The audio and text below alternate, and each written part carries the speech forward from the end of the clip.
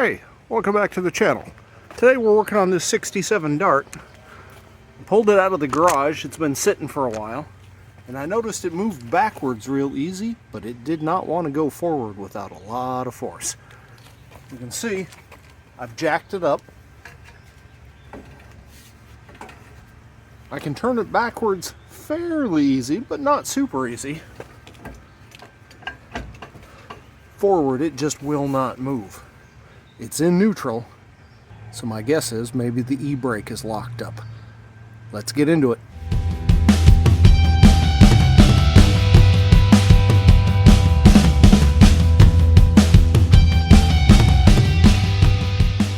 Let me start by saying I'm going to apologize for the noise right off. It's kind of windy outside, and well, I'm working outside, so you might hear a lot of wind noise.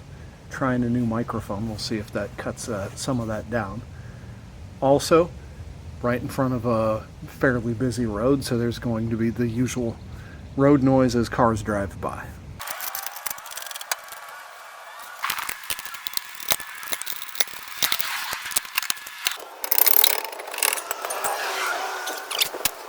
The first thing I'm going to do is just try loosening this adjuster here, see if that brings it together and makes this whole thing easier to turn. I can test that without even putting the wheel back on.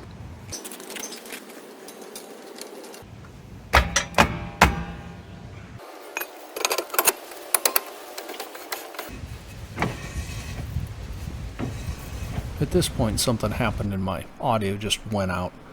At any rate, what I'm doing here is I'm showing that you can turn that wheel. It turns fairly easily, but not super easily. So I'm going to go over to the other side of the vehicle and see how it works over there.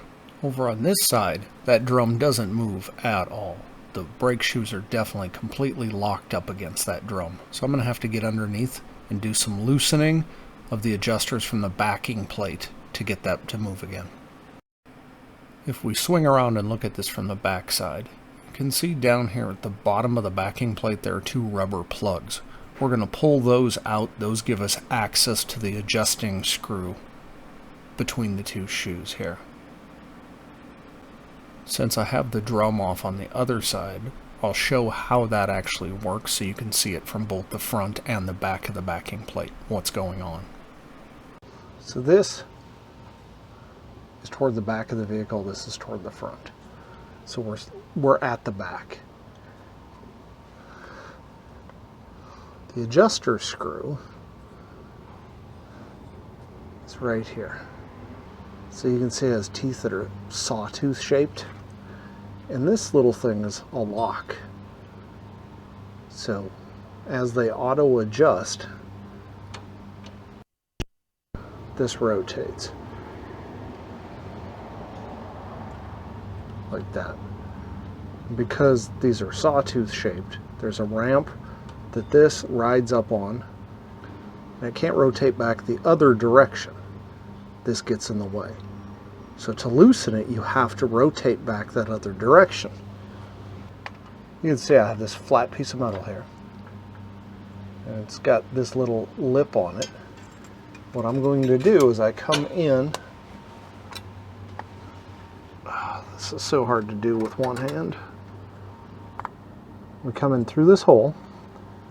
You can see that that ends up here. And we come underneath that adjusting screw until it hits this lock. Then you can push, see? Once you've pushed it, this lock no longer engages this wheel. Then you can come in with a screwdriver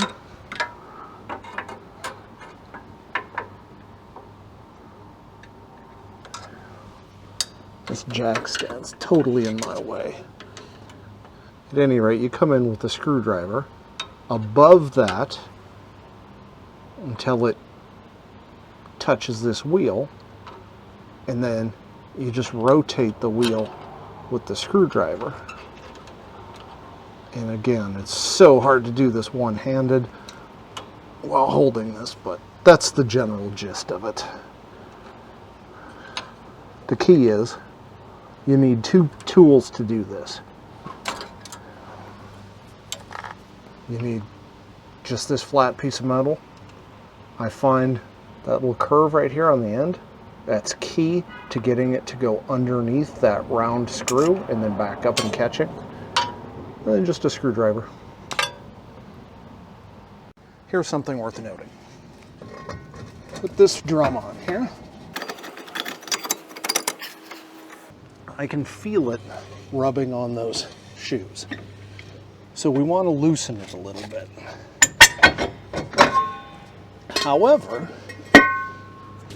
if you look at the adjusting screw here, you can see it's already so loose that it flops around. So it's as loose as it can get. So I can't loosen it anymore through that adjuster, which tells me there's something still holding onto it. That something is the e-brake. So we're going to go loosen it up a bit.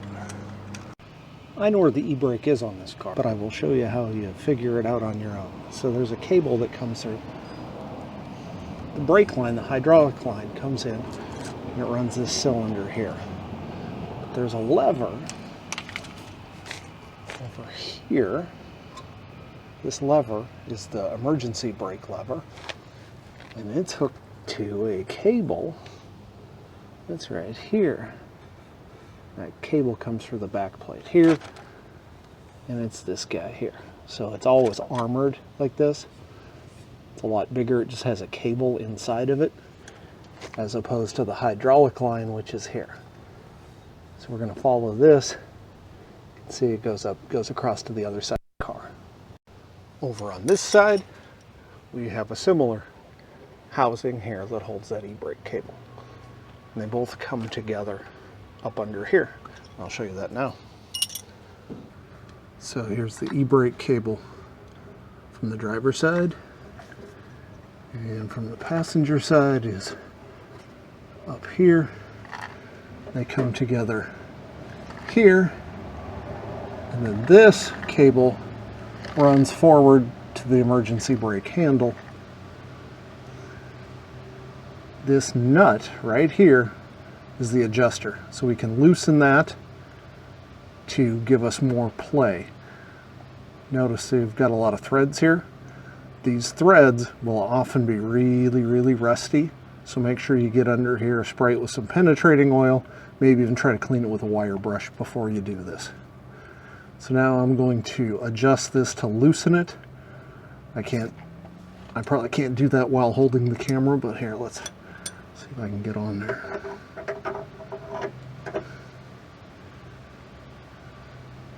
So just put a wrench on it. You can see, since it's a cable, when I try to turn it, the whole cable tries to twist. So typically, you have to hold it. This has a hex, actually I guess this has a square crimped ferrule or something. At any rate, it's square right here, I think. We can grab onto this with a crescent wrench or a pair of pliers or something, hold that while we turn this. So I can't do that and hold this camera under here, so gives you an idea how you do it though. More typically, that thing is just completely rusted closed. There's no way that it was going to turn for me, so we're going to try a little bit of heat, see if that helps us.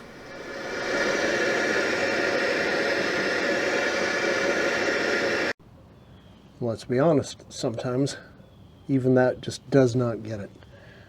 This one does not want to let go. So I guess what we're going to do is I'm going to cut this cable here. It's going to relieve a lot of pressure. And then I'm going to order a new cable set. So if I cut this one somewhere in here, it's attached here. This piece will just come off.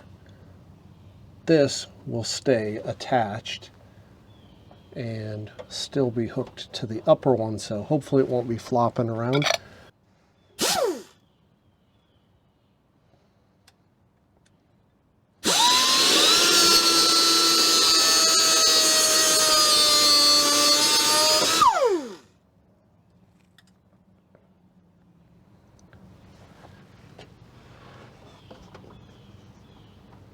It's a lot looser because this now is angled. This piece of cable, just take out. So now I'll go check, see how that drum looks. And I've already sourced, before I cut that, I sourced to make sure I could get new ones of these, and I can. About 120 bucks for a full set. Here's the difference. All I did was cut that cable.